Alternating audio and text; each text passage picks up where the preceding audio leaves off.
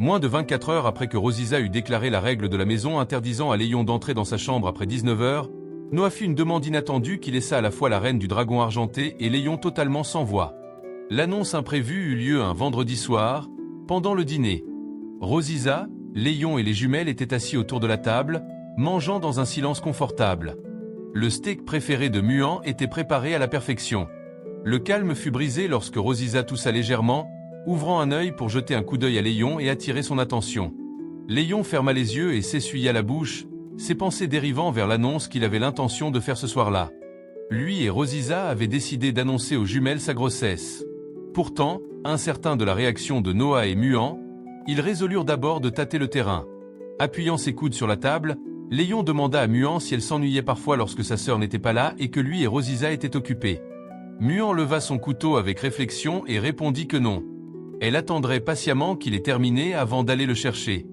Léon demanda alors si Muhan aimerait avoir plus de membres dans leur famille. À proximité, Noah, qui écoutait les questions de son père, sentit sa curiosité piquée et leva son verre pour boire tranquillement. Muhan, toujours inconsciente de ce que son père essayait réellement de dire, se leva avec enthousiasme de son siège. Elle déclara qu'elle avait toujours voulu élever un slim et demanda si Rosiza et Léon avaient l'intention de lui en offrir un. En entendant la remarque innocente de sa sœur, Noah recracha aussitôt la boisson pétillante qu'elle était en train de boire. Remarquant la réaction de Noah, Muhan se pencha innocemment et tapota le dos de sa grande sœur en demandant ce qui n'allait pas. Noah, couvrant sa bouche, répondit qu'elle allait bien. Pendant ce temps, la queue de Rosiza fouetta vivement en direction de Léon, l'incitant à aller droit au but. Rosiza se tourna alors vers Noah et Muhan et précisa que le nouveau membre de la famille en question n'était ni un slim ni un animal de compagnie. Elle annonça qu'elle était de nouveau enceinte et qu'ils auraient bientôt un nouvel ajout à la famille. En entendant les paroles de leur mère, les yeux de Muhan s'écarquillèrent de surprise, tandis que Noah, habituellement si posé, se retrouva totalement sans voix face à cette nouvelle inattendue. Noah et Muhan quittèrent précipitamment leur chaise et se précipitèrent vers leur mère. Muhan entoura Rosiza de ses bras et s'exclama que c'était merveilleux qu'elle ait un nouveau membre dans la famille. Rosiza répondit doucement que le bébé était encore très jeune. Léon observa les jumelles avec un sourire discret, soulagé qu'elles aient si bien réagi. Toutes ses inquiétudes précédentes semblaient avoir été inutiles. Étendant les bras, Muhan leva les yeux vers Rosiza et déclara qu'elle voulait une grande sœur, demandant si cela serait possible. Noah, en entendant la demande de sa sœur, posa doucement une main sur son épaule et expliqua que leur mère ne pouvait pas lui donner une grande sœur pour le moment, seulement un petit frère ou une petite sœur. Muhan tapa ses deux index l'un contre l'autre avec réflexion et répondit d'une petite voix que si ce n'était pas possible, alors ce n'était pas possible. Rosiza ferma les yeux et laissa échapper un léger rire. Elle assura Muhan que si elle voulait une petite sœur, alors maman ferait de son mieux pour lui en donner une. Muhan entoura immédiatement Rosiza d'une étreinte ravie. Noah, cependant, croisa les bras et posa une autre question. Elle demanda si Anna et les autres étaient déjà au courant de la grossesse. Rosiza répondit qu'elle n'avait pas encore informé la troupe de domestiques, souhaitant éviter de perturber leur travail quotidien. Elle avait l'intention de faire l'annonce dans quelques mois. Noah commença à réfléchir, baissant le regard vers le sol. « Puisque c'est le cas, » répondit-elle lentement, avant de relever la tête et de suggérer que Léon et Rosiza devraient vivre ensemble. En entendant sa suggestion, Léon et Rosiza se figèrent, les yeux écarquillés de surprise. Muhan, confuse par la remarque de sa sœur, tourna la tête et demanda ce qu'elle voulait dire. Noah expliqua que vivre ensemble signifiait que deux personnes qui s'aimaient emménageaient dans la même maison lorsque leur relation avait atteint un certain stade. Rosiza est maintenant enceinte, poursuivit Noah. Donc elle a forcément besoin de quelqu'un à ses côtés pour prendre soin d'elle. Muhan était encore jeune et Noah elle-même était généralement à l'académie. Par conséquent, Léon était le candidat le plus approprié. Muhan serra son petit poing, comprenant enfin ce que Noah voulait dire par vivre ensemble. Léon et Rosiza se tournèrent l'un vers l'autre. Intérieurement, ils se demandèrent en silence si l'autre voulait partager la chambre. Puis, détournant le regard à l'unisson, ils répondirent d'une voix ferme et simultanée « Absolument pas ». Rosiza expliqua à Noah qu'elle en était à moins de 2 mois de grossesse, donc cela n'affecterait rien du tout. Léon approuva rapidement, ajoutant qu'il ronflait, ce qui pourrait perturber le repos de Rosiza. Noah protesta, insistant sur le fait que la grossesse était quelque chose de très sérieux et qu'il ne pouvait y avoir aucune erreur.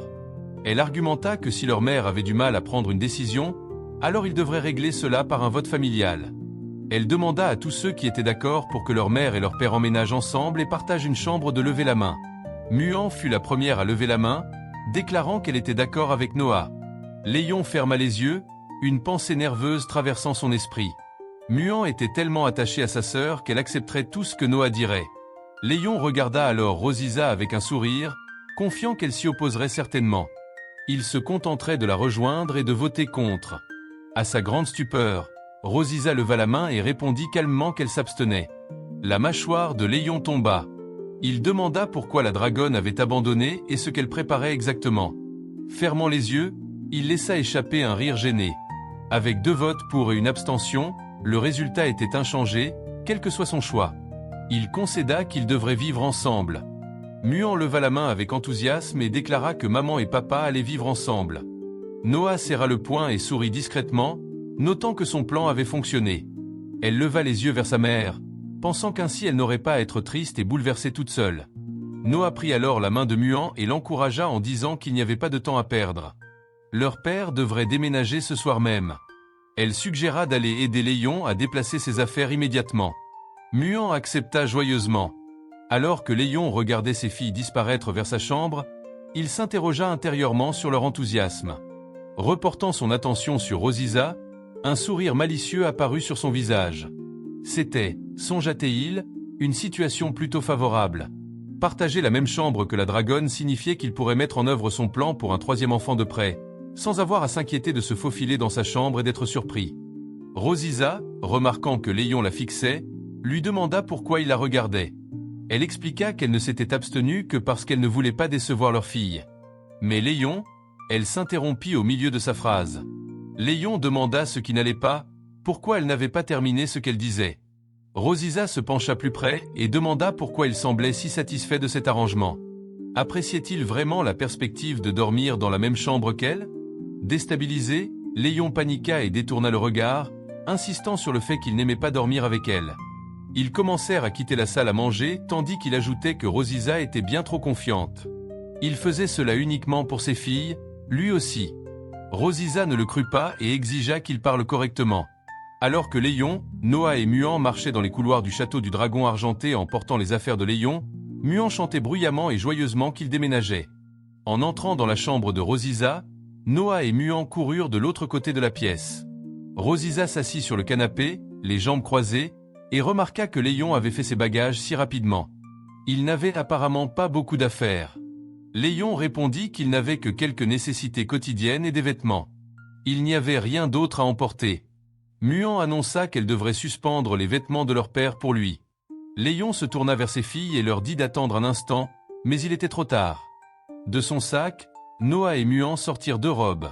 Surprise, Muan demanda à Léon si c'était un nouveau type de pyjama. Pendant ce temps, Noah murmura qu'elle n'avait jamais vu ce style de robe auparavant. Arrachant la robe noire des mains de Muan, Léon insista que ce n'était rien, simplement de vieux vêtements que Rosisa prévoyait de jeter. Il n'y avait pas besoin de les sortir. Il remit rapidement la robe dans le sac brun. Noah et Muan tournèrent alors leur attention vers l'armoire de Rosisa.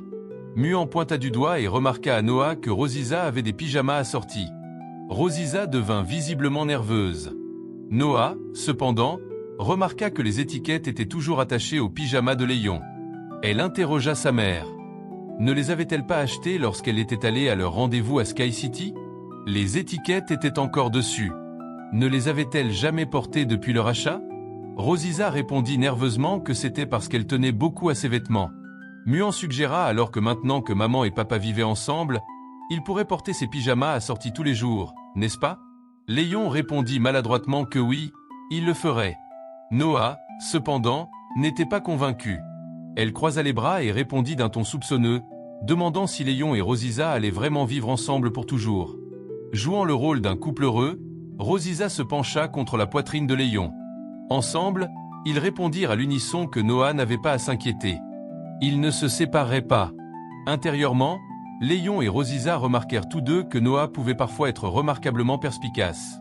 Tournant le dos à tout le monde, Noah répondit que c'était bien qu'elle et Muan ne dérangent plus leur maman et leur papa, puis elle leur souhaita bonne nuit. Pendant ce temps, Muan demanda si sa grande sœur comptait continuer à jouer. Sans se retourner vers ses parents, Noah prit la main de Muan et sortit de la chambre de Rosisa. Muan fit un signe de la main pour dire bonne nuit en se laissant entraîner. Après le départ de leur fille, Léon poussa un soupir de soulagement. Il marmonna qu'elles avaient failli découvrir des choses qui n'étaient pas adaptées aux enfants. Croisant les bras, il jeta un regard en coin à Rosisa et demanda ce que Noah voulait dire par cette remarque. Rosisa, tournant le dos à Léon, répondit qu'elle ne savait pas. Elle ne pouvait jamais deviner ce que Noah pensait. Puis elle se tourna et tapota le dossier du canapé, un sourire malicieux aux lèvres. À partir d'aujourd'hui, annonça-t-elle, ce serait son lit. Léon ricana. Il répondit que ses filles lui avaient demandé de prendre soin d'elle. Mais s'ils ne dormaient pas ensemble, comment était-il censé faire? Rosisa grogna et rétorqua qu'elle n'avait pas besoin de son aide. Léon ne se disputa pas, se contentant de dire que ce n'était pas forcément vrai. Et si elle se réveillait au milieu de la nuit et trouvait une araignée rôdant près de son oreiller, prête à grimper sous les draps? Rosisa croisa les bras et lui dit de se taire. Elle insista presque d'une voix aiguë qu'il ne pouvait absolument pas y avoir d'araignée dans son château du Dragon Argenté. Des heures plus tard, Rosisa était allongée dans son lit, se tournant et se retournant sans parvenir à trouver le confort. Leur conversation précédente sur les araignées lui revenait sans cesse à l'esprit. Agitée et de plus en plus mal à l'aise, elle décida qu'elle devait agir. Son regard se posa de l'autre côté de la pièce, où Léon dormait paisiblement sur le canapé. S'enveloppant dans sa couette, elle se leva et s'approcha de lui à pas feutrés. Elle demanda doucement s'il dormait. N'obtenant aucune réponse, elle posa une main sur son épaule pour le réveiller. Elle n'arrivait pas à dormir. Léon garda les yeux fermés et répondit que Votre Majesté avait des leçons à donner à Muan le lendemain et qu'elle devait arrêter de faire l'idiote. Ignorant ces paroles, Rosisa insista. S'il voulait dormir, il devait venir dans le lit et dormir avec elle. En entendant cela, les yeux de Léon s'ouvrirent brusquement. Tirant la couverture sur sa tête, il se détourna de Rosisa et lui rappela qu'elle venait de déclarer qu'il ne pouvait pas dormir dans ce lit, et que la reine du Dragon Argenté ne pouvait pas revenir sur sa parole. En entendant cela, Rosisa se mit en colère, ses joues se gonflant de frustration. Voyant qu'il ne l'écouterait pas, elle décida qu'elle dormirait simplement sur le canapé avec lui. Elle retira la couette qui la couvrait et posa son genou sur la poitrine de Léon, se faufilant dans l'espace étroit à ses côtés. Alors qu'elle s'installait, Léon demanda ce qu'elle faisait. Rosisa répondit que puisqu'il refusait de venir à elle, elle dormirait ici à la place. Léon se tourna vers elle et demanda si elle ne se sentait pas à l'étroit. Indifférente, Rosisa répondit que c'était entièrement sa faute pour avoir parlé d'araignée. Cela l'avait empêché de dormir toute la nuit, et donc il devrait supporter de partager l'espace avec elle. Léon, déjà en train de s'endormir, marmonna que la reine du Dragon Argenté devrait tenir sa propre parole. Alors que le sommeil la gagnait, Rosisa murmura qu'elle n'avait plus peur maintenant et qu'elle pouvait enfin se reposer. Aux premières heures du matin, de légers pas résonnèrent à l'extérieur de la chambre de Rosisa. Rosisa et Léon sortirent de leur sommeil en sursaut, reconnaissant immédiatement le bruit comme étant celui de Noah et Muan. Ils s'assirent rapidement, échangeant des regards alarmés. Léon chuchota, perplexe, demandant ce que faisaient les jumelles debout sitôt. Rosisa chuchota en retour, paniquée, qu'ils ne portaient pas leur pyjama. Juste devant la porte de la chambre, Muan se tortilla mal à l'aise et demanda à voix basse à sa grande sœur ce qu'elle devrait faire si leurs parents les découvraient. Noah posa un doigt sur ses lèvres, lui faisant signe de parler moins fort. Elle posa une main sur la porte et répondit qu'elles étaient venues vérifier si leurs parents avaient tenu leurs promesses. Même si elles étaient découvertes, il ne se passerait rien. Elle ouvrit la porte et les deux filles commencèrent à entrer sur la pointe des pieds. Au bord du lit, Noah et Muan se penchèrent pour voir si leurs parents dormaient ensemble. Dans le lit de Rosisa, Léon et la reine du Dragon Argenté étaient allongés en portant des pyjamas assortis, leurs mains entrelacées.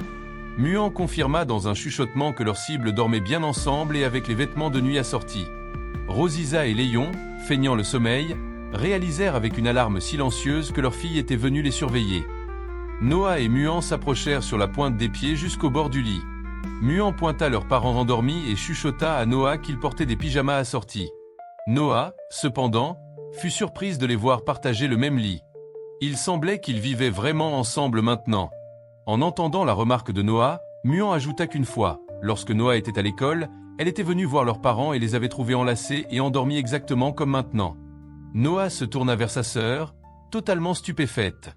Muan se mit à se souvenir de ce jour-là, révélant que Léon et Rosisa semblaient très fatigués à ce moment-là, et que leurs bras et leurs cous étaient couverts de marques rouges ressemblant à des piqûres d'insectes. Elle se souvenait leur avoir donné de la pommade pour ces marques. En entendant cela, Noah pinça doucement les joues de Muan et remarqua qu'elle avait été très raisonnable. Muan demanda alors si leurs parents auraient encore des marques rouges à leur réveil le matin. En entendant la conversation de leur fille, Rosisa et Léon ouvrirent les yeux et échangèrent un regard légèrement agacé. Noah répondit que s'il y avait davantage de marques rouges, elle leur donnerait simplement plus de médicaments. Léon entr'ouvrit un œil après avoir écouté les commérages de ses filles. Il ouvrit la bouche et marmonna le mot « suçon », faisant référence aux marques rouges de cette fois-là. Rosisa décida immédiatement de lui pincer la taille en réponse. Léon serra les dents et siffla que ça faisait terriblement mal, demandant pourquoi elle continuait à pincer les gens.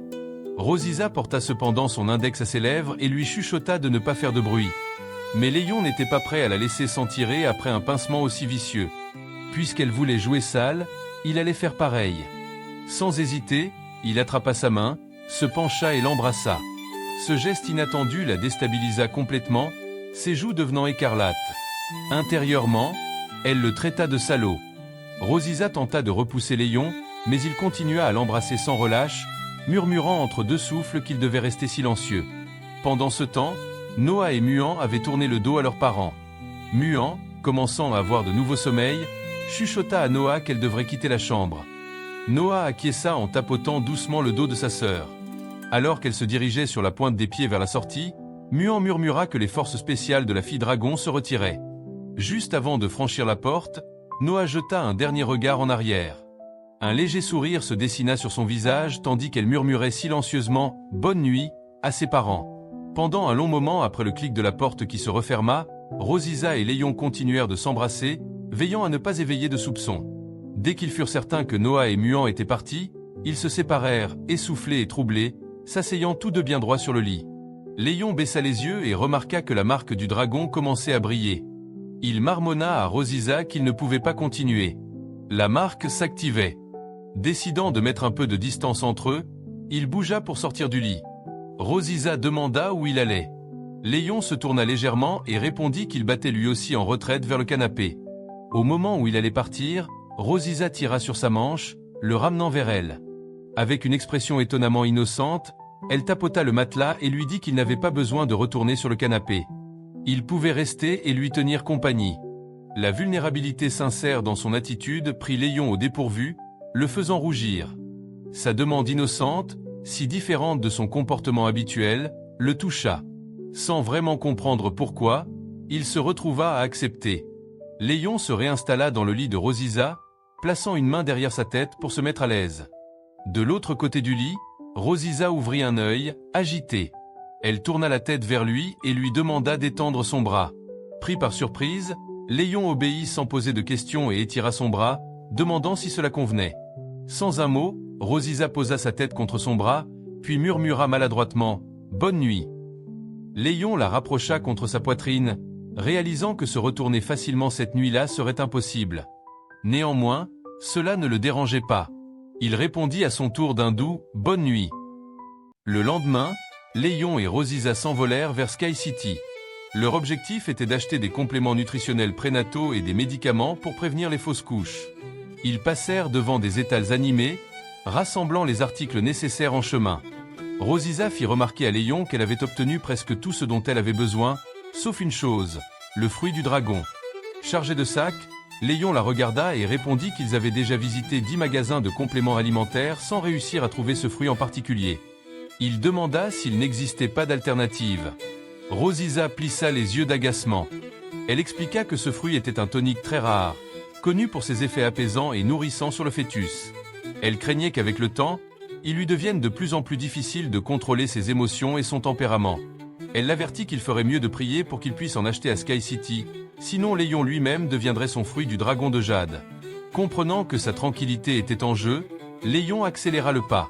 Il se jura silencieusement de fouiller chaque recoin de Sky City ce jour-là. Il était déterminé à trouver ce fruit du dragon pour elle. Alors qu'il continuait d'avancer, un dragon muni d'un micro annonça une nouvelle promotion en magasin. Tous les participants recevraient un petit cadeau et le gagnant obtiendrait un fruit du dragon de jade ultra rare. Les personnes intéressées pouvaient s'inscrire immédiatement. En entendant l'annonce, Léon se précipita vers le stand et leva la main, désireux de participer à la compétition. Quelques instants plus tard, l'employé du magasin prit le micro et salua les participants. notant que l'événement avait connu un immense succès vu le grand nombre d'inscriptions. En raison de la forte affluence, la compétition serait divisée en 2 groupes, les gagnants de chaque groupe accédant à la finale. Depuis les gradins, des dragonnes commencèrent à encourager leurs maris, leur criant de donner le meilleur d'eux-mêmes pour remporter la victoire. L'une d'elles cria que si son mari gagnait, elle lui préparerait un délicieux repas. Ne voulant pas être en reste, Rosisa porta ses mains autour de sa bouche et tenta à son tour d'encourager Léon, se contentant de lui dire de continuer ainsi. En entendant sa voix au milieu de la foule, Léon monta sur scène, se tourna vers Rosisa et lui adressa un pouce levé confiant. Le gérant du magasin expliqua les règles du jeu. Il s'agissait de chaises musicales. Lorsque la musique s'arrêtait, chaque participant devait s'emparer d'une chaise et s'asseoir.